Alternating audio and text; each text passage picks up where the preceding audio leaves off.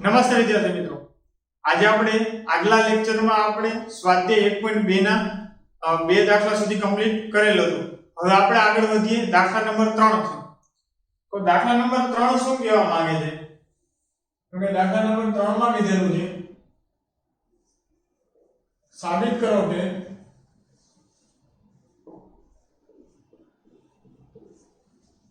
કે ફંક્શન આપેલું છે એટલે કે વિધેય આપેલું છે r થી r, બરાબર છે, અને f of x બરાબર આ રીતે મોડમાં x આપેલો છે, મોડમાં નથી આપેલું, આ રીતે, બરાબર છે, દ્વારા વ્યાખ્યાયિત મહત્તમ પૂર્ણાંક વિધેય દ્વારા વ્યાખ્યાયિત મહત્તમ પૂર્ણાંક વિધેય, બરાબર છે, એક એક પણ નથી,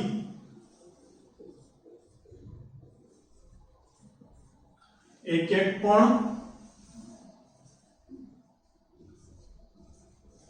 નથી અને વ્યાપ્ત પણ નથી.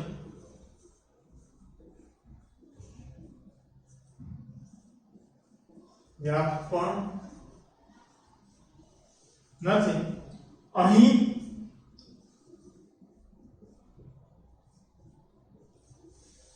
x એ x થી નાના અથવા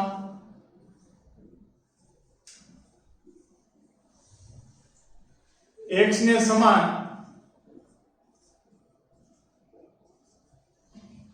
તમામ પૂર્ણાંકોમાં મહત્તમ પૂર્ણાંક દર્શાવે છે.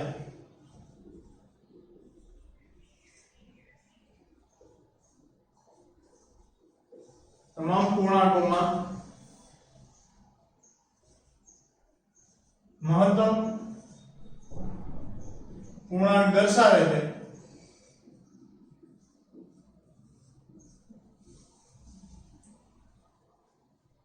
તો બીજા શબ્દોમાં x થી અધિક નહીં તેવા પૂર્ણાંકમાં સૌથી મોટો પૂર્ણાંક x છે. બીજા શબ્દોમાં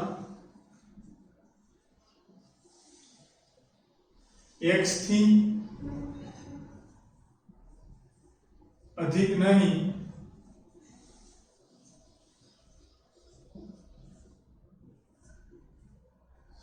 તેવા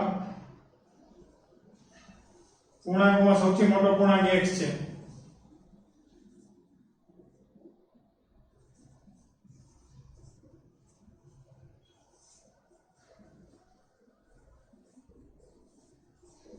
બરોબર છે.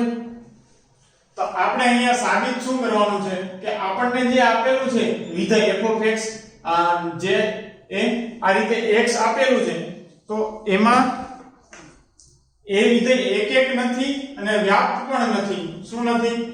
વ્યાપ્ત પણ નથી અને આ વિધેય એક એક પણ નથી, એવું આપણે સાબિત કરવાનું છે.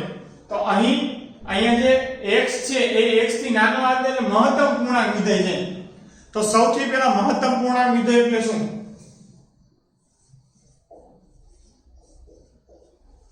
તો મહત્તમ પૂર્ણાંક વિધેય એટલે કે તમે મહત્તમ પૂર્ણાંક અહીંયા લખીએ, મહત્તમ પૂર્ણાંક વિધેય, બરોબર છે. હવે માની લો કે x ની વેલ્યુ છે એ 1 અને 1 હોય છે પણ 2 હોતું નથી, 1 અને 2 થી ઓછું છે. તો આનો મહત્તમ પૂર્ણાંક એટલે કે આની x ની વેલ્યુ એમ કીધું હોય કે મહત્તમ પૂર્ણાંક શું થાય આનો મહત્તમ પૂર્ણાંક શું થાય? 1. એટલે સૌથી જે નજીકમાં હોય એ પૂર્ણ સંખ્યા લેવાની, બરાબર છે.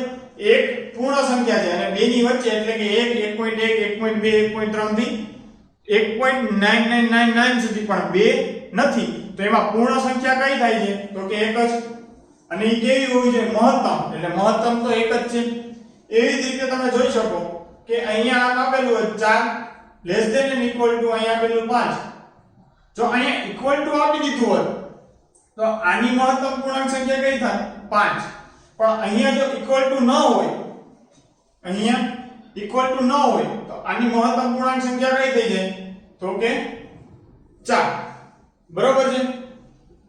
તો હવે શું કીધેલું છે કે આ રીતે પૂર્ણાંક વિધેય એક એક પણ નથી અને વ્યાપ્ત પણ નથી. તો શા માટે એક એક પણ નથી અને વ્યાપ્ત પણ નથી? તો તમે હવે તો પહેલા એક એક સાબિત થવા માટે શું જરૂરી છે કે કોઈ પણ બે સંખ્યા લો, બંનેની ઇમેજ કેવી હોવી જોઈએ? અલગ અલગ.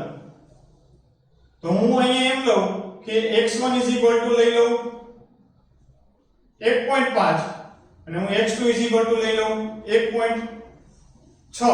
બરાબર છે? તો હું આ રીતે લઈ લઉં તો આની મહત્તમ પૂર્ણાંક સંખ્યા કઈ થાય? બરાબર છે? અહીંયા 1.5 છે, હું 1.3 લઈ લઉં. તો હવે એના માટે શું કરવું જરૂર હોય છે?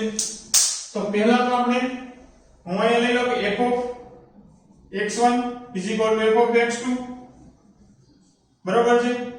તો f(x1) એટલે કે શું થશે? અહીંયા x1 શું છે? 1.5 અને અહીંયા શું છે? 1.3. તો આની નજીક સૌથી મહત્તમ પૂર્ણાંક સંખ્યા પૂર્ણ સંખ્યા કઈ છે? તો કે આની નજીક 1 છે, આ 1 ની નજીક થશે. બરાબર? તો બંનેની ઇમેજ કેવી આવી ગઈ? સરખી આવી ગઈ. જ્યારે સરખી ઇમેજ આવે ત્યારે આ શું કહી શકાય? 1 1 નથી. બરાબર છે? એમ આપણે કહી શકીએ. એવી જ રીતે હવે શું દર્શાવવાનું છે? તો કે વ્યાપ્ત પણ નથી.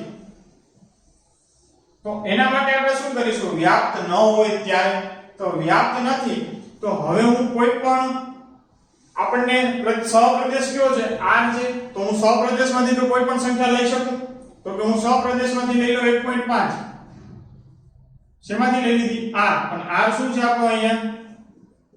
સહપ્રદેશ. તો જો આ આપણો સહપ્રદેશ છે તો જો હું સહપ્રદેશમાંથી 1.5 લઉં તો એનો મતલબ એમ થયો કે f(x) બરાબર છે? f(x) 9 માં જ 5 એટલે f(x) 1.5. તો આ રીતે આન્સર આવે એવું આપણને એક x એ પ્રદેશમાંથી મળશે? તો કે નહીં મળે. કારણ કે x તમે કોઈ પણ લો, અહીંયા પોઈન્ટમાં લો તો પણ એની નજીકની જે પૂર્ણ સંખ્યા હશે એવો આન્સર મળશે. તો ક્યારે પણ આન્સર મહત્તમ પૂર્ણ સંખ્યા આપણે શું કીધું છે? મહત્તમ પૂર્ણાંક સંખ્યા ક્યારે પણ પોઈન્ટમાં આવશે નહીં. એટલે આ પોસિબલ થશે નહીં. એટલે આ વ્યાપ્ત પણ શું છે? વ્યાપ્ત પણ નથી.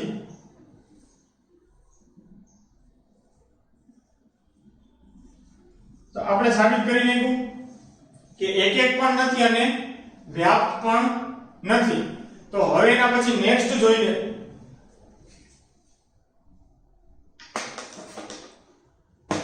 નેક્સ્ટ ચોથું જોઈએ.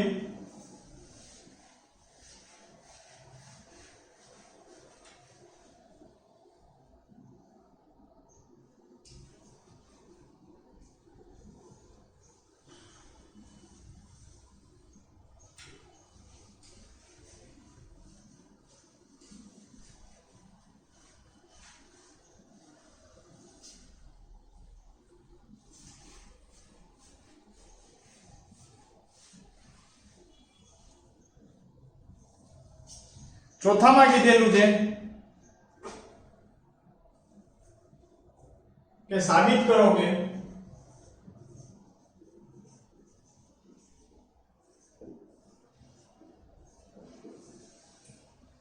વિધેય આપેલું છે, વિધેય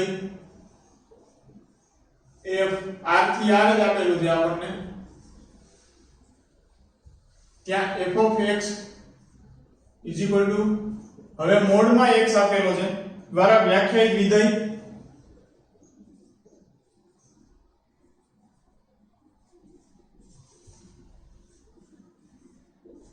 શું છે? એક એક નથી અને વ્યાપ્ત પણ નથી.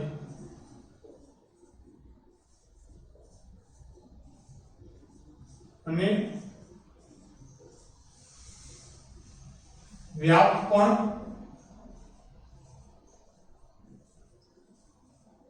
નથી. તો જો x ધન અથવા શૂન્ય હોય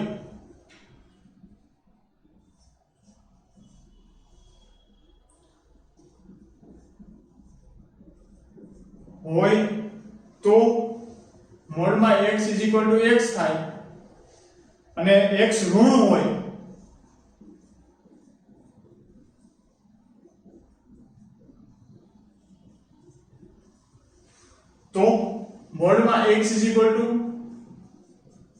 માં x -x થાય બરોબર છે। તો હવે આપણને આપી દીધેલું છે એના ઉપરથી આપણે સાબિત કરવાનું છે। તો સાબિત કરો કે વિધેય f ઓફ r r થી r આપી દીધું છે। વિધેય આપણને ક્યાંથી આપેલો છે? r થી r આપેલો છે અને f ઓફ x શું આપેલું છે? mod x। જો આવી રીતે વ્યાખ્યાયિત વિધેય એક એક પણ નથી ને વ્યાપ્ત પણ નથી, એટલે આપણે આ બે સાબિત કરવાનું છે બરોબર છે। એક એક પણ નથી અને વ્યાપ્ત પણ નથી। તો જો x ધન અથવા શૂન્ય હોય તો mod x x અને x ઋણ હોય તો mod x -x થાય। તો આપણે એ સાબિત કરીશું। પહેલા તો શું સાબિત કરવાનું છે? એક એક નથી ને વ્યાપ્ત પણ નથી। હવે f of x mod x આપી દીધો છે, પણ જ્યારે mod x ની વેલ્યુ તમે ધન અથવા શૂન્ય લો તો ત્યારે એનો જવાબ શું આવશે? x આવશે અને જ્યારે ઋણ લ્યો ત્યારે એનો જવાબ શું આવશે? -x બરોબર છે। એટલે પહેલા તો હું કોઈ પણ એક સંખ્યા એક એક નથી, પહેલા મારે એ સાબિત કરવું પડશે। તો હું સંખ્યા લઈ લઉં -2 અને 2 બરોબર છે। તો હું x1 બરાબર -2 અને x2 બરાબર 2 લઈ લઉં। તો f of x1 f of x2। હવે f of x1 એટલે શું થશે? હું અહીંયા x1 એટલે 2 અને અહીંયા શું થઈ જશે? -2। હવે જે x ધન અને શૂન્ય હોય ત્યારે x કેવો થાય છે? mod x x જ આવે છે, તો અહીંયા 2 જ આવશે આન્સર। અને જ્યારે x ઋણ હોય એટલે મેં અહીંયા શું લીધેલું છે? -2। તો જ્યારે ઋણ હોય ત્યારે મોડ માં x કેવો આવશે? -x તો હશે એટલે કે -2 તો હશે, પણ એની આગળ શું થઈ જશે? માઈનસ ની નિશાની। તો અહીંયા માઈનસ માઈનસ પ્લસ, તો આ બંનેની ઇમેજ કેવી થઈ ગઈ? સરખી થઈ ગઈ। તો જ્યારે ઇમેજ સરખી થઈ જાય એટલે એક એક હોય નહીં, એટલે આ વિધેય એક એક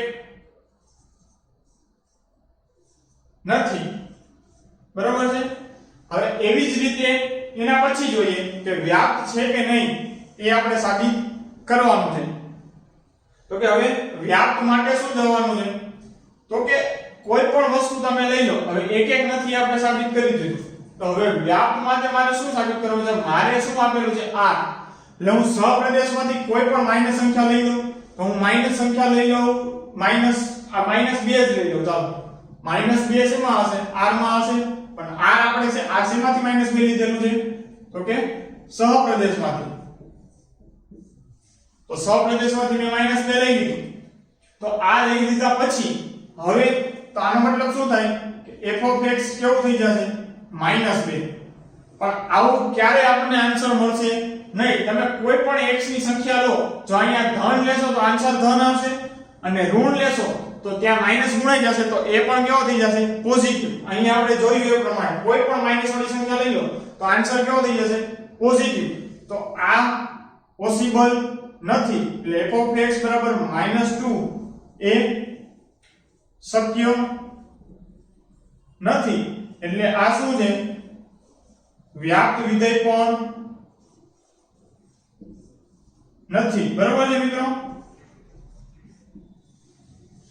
તો આપણે જોયું એ પ્રમાણે કે એક એક પણ નથી અને વ્યાપ્ત પણ નથી, એ આપણે અહીંયા સાબિત કરી દીધું। હવે એના પછીનું નેક્સ્ટ તરફ આપણે આગળ વધીએ।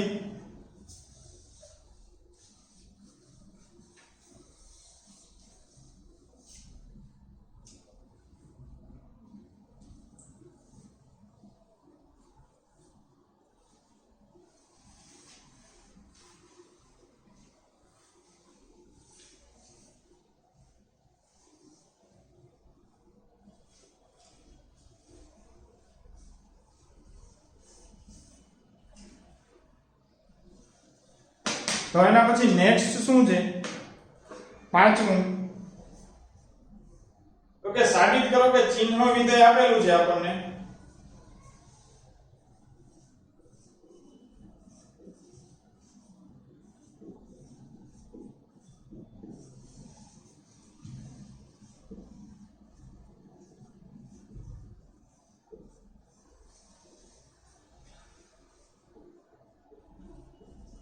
r થી r આપેલું છે બરોબર છે અને f of x = 1 ક્યારે હોય જ્યારે x 0 કરતા મોટો હોય 0 ક્યારે હોય x બરાબર 0 હોય અને -1 ક્યારે હોય તો કે x less than 0 હોય બરોબર છે તો દ્વારા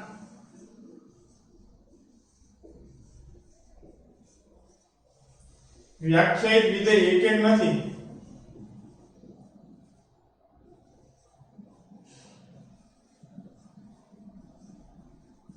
અને વ્યાપ પણ નથી